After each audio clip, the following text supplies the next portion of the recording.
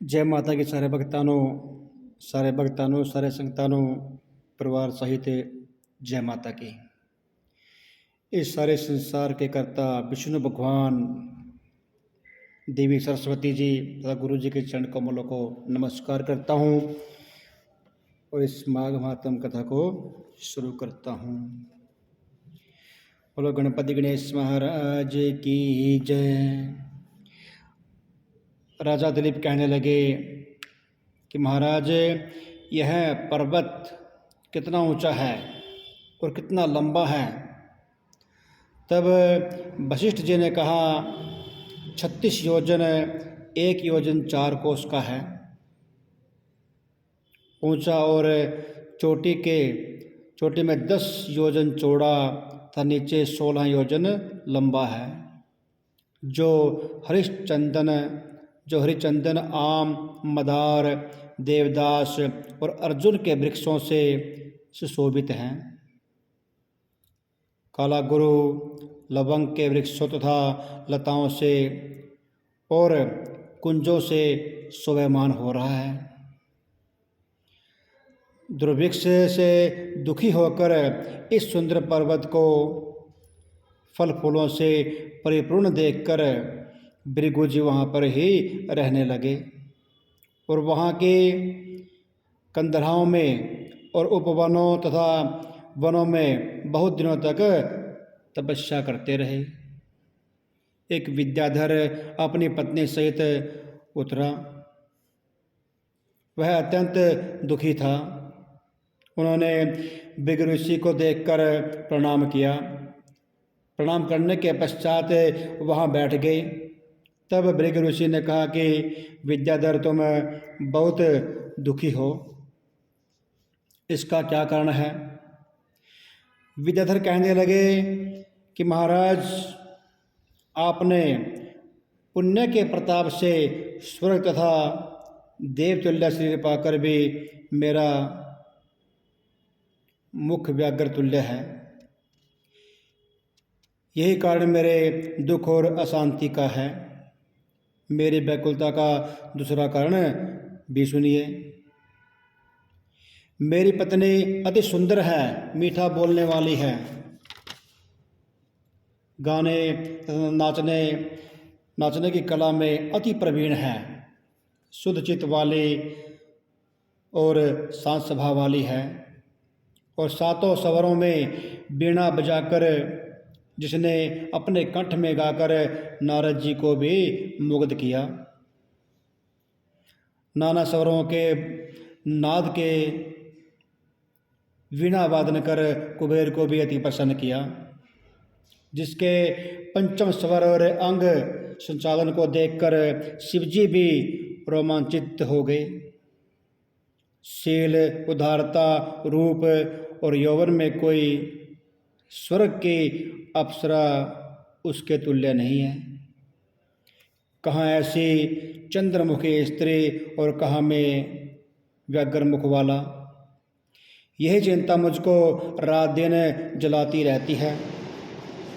विद्याधर की यह बातें सुनकर तीनों लोकों की भूत, भविष्य तथा वर्तमान की हर बात जानने वाले तथा दिव्य दृष्टि वाले भृगु जी कहने लगे कि हे विद्याधर, कर्म के विचित्र फलों को प्राप्त होकर ज्ञानी पुरुष भी मोहित हो जाते हैं। मक्खी के पैर जितना विष भी प्राण लेने वाला हो जाता है। छोटे छोटे पापों का फल भी अत्यंत दुखदायी हो जाता है। तुमने माघ महीने की एकादशी का व्रत न करके द्वादशी आने से पहले ही शरीर में तेल लगाया था।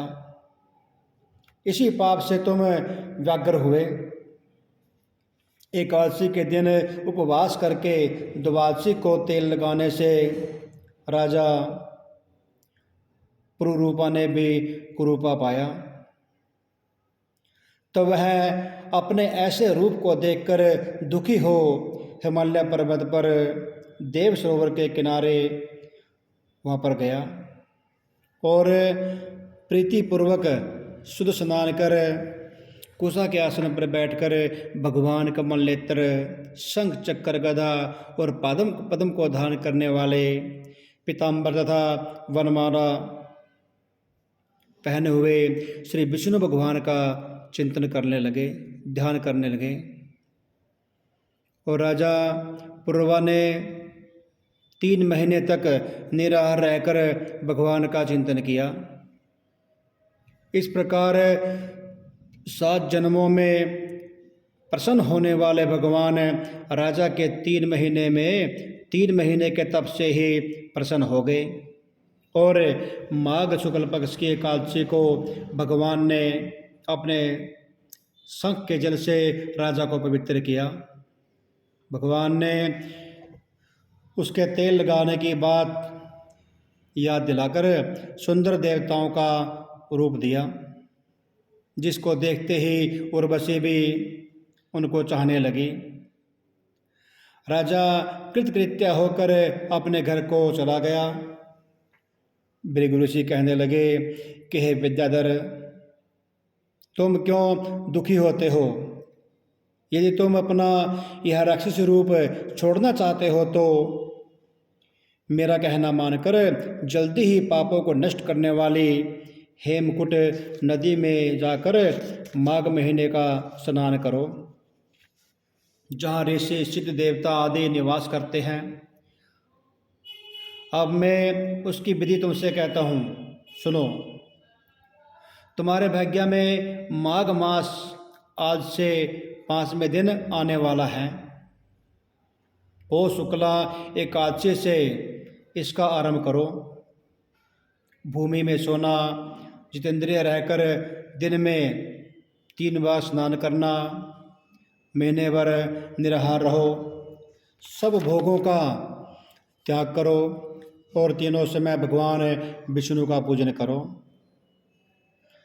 द्वादशी को शिवजी का स्तोत्र एवं मंत्रों से पूजन करो तो तुम्हारा मुख कामदेव के समान हो जाएगा और देवता भी तुम्हारा मुख देखकर चकित रह जाएंगे। तुम अपनी पत्नी के साथ सुखपूर्वक क्रीड़ा करोगे। माघ महीने के प्रभाव को जानकर सदैव माघ महीने में स्नान किया करोगे। पाप और दरिद्रता से बचने के लिए मनुष्य को सदैव माघ महीने में स्नान करना चाहिए। यह स्नान सब दानों और यज्ञों के फल को देने वाला है और पापों का नाश करता है। वशिष्ठ जी कहते हैं कि हे राजा दिलीप, भृगु जी ने यह कथा विद्याधर को सुनाई थी। माघ महीने में स्नान का फल यज्ञों के फलों तथा तीर्थ व्रतों से बढ़कर गरजता है। पुष्कर, कुरुक्षेत्र, ब्रह्मवर्त, पृथुदक, काशी, प्रयाग तथा गंगा सागर में स्नान से 12 वर्ष में मनुष्य जो फल मिलता है उतना ही फल माघ महीने के स्नान से 3 दिन में प्राप्त हो जाता है।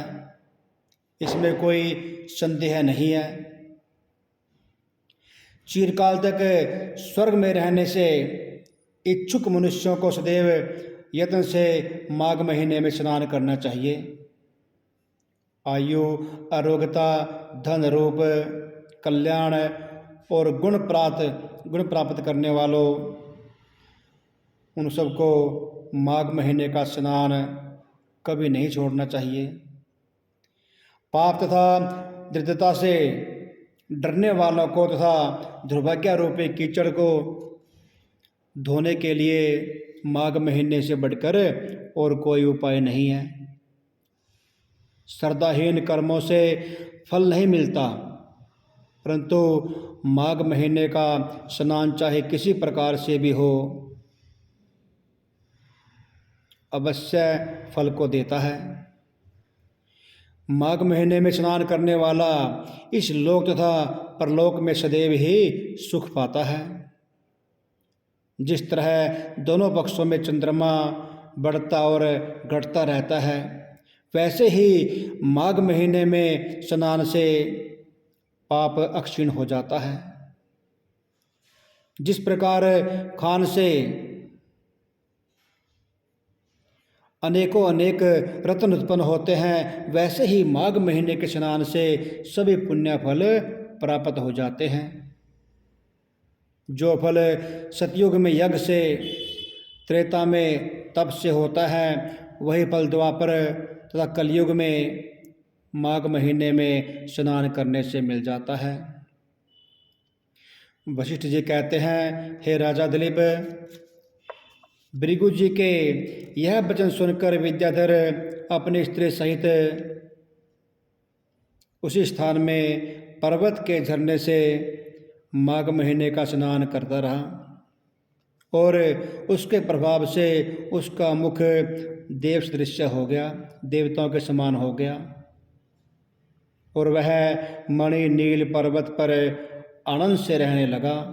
और भृगु जी नियम की समाप्ति कर शिष्यों सहित रेवा नदी के तट पर आ गए। जो कोई भी इस महात्म को श्रद्धापूर्वक पढ़ेगा या श्रद्धा से सुनेगा, उसका रूप भी देवताओं के तुल्य हो जाएगा। उसे विष्णु भगवान का आशीर्वाद प्राप्त होगा। बल लक्ष्मी नारायण भगवान की जय, गुरु महाराज की जय, माघ महात्म की जय।